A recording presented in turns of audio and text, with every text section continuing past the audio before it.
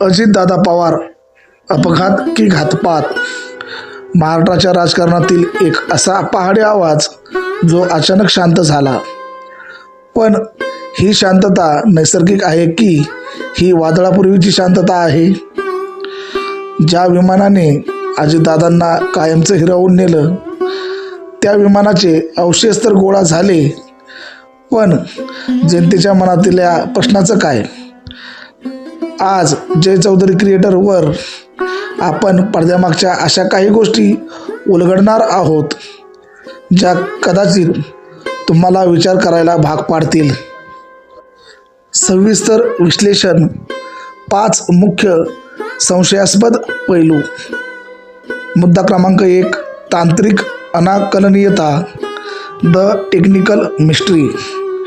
ज्या विमानाचा अपघात झाला ते आधुनिक तंत्रज्ञानाचे सज्ज होते.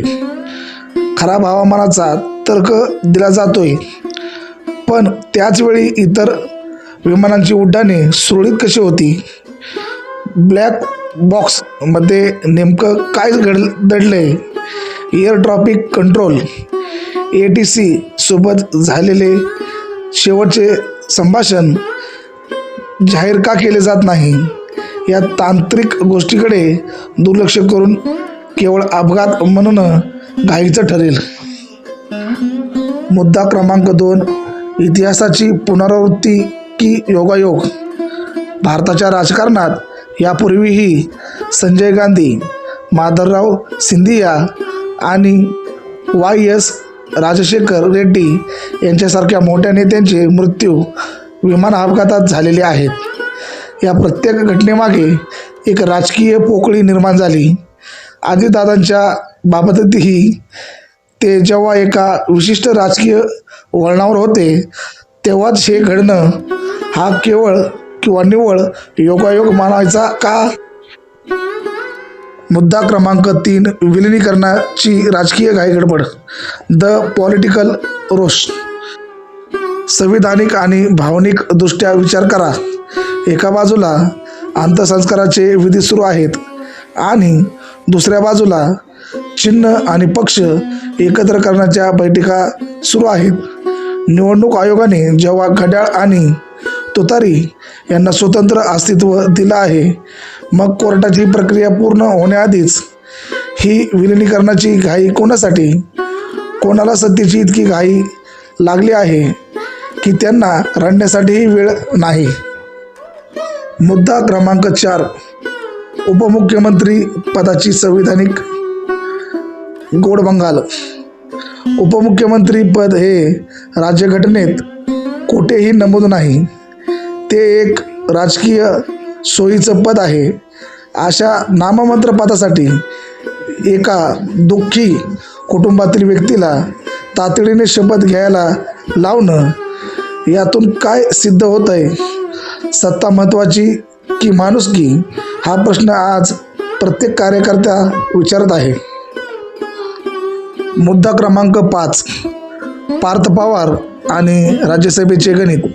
सुनित्रा वहिनींच्या राज्यसभेच्या जागेवर पार्थ पवार यांची वर्णी लावण्याच्या हालचाली सध्या जोरात आहेत. दिल्लीत आपली पकड मजबूत करण्यासाठी ही पदे भरली जात आहेत का? जर ही केवळ घराणेशाही असेल तर मग दादांच्या सर्वसमावेशक राजकारणाचं काय झालं? नाट्यमय समारोप. शरद पवार साहेब म्हणतात हा अपघात आहे, पण चौकशीला विरोध का? जर हा अपघातच असेल तर दूध का दूध आणि पाणी का पाणी होऊ द्या. महाराष्ट्राची जनता ही केवळ मतदार नाही तर ती एका लोकशाहीचा भाग आहे.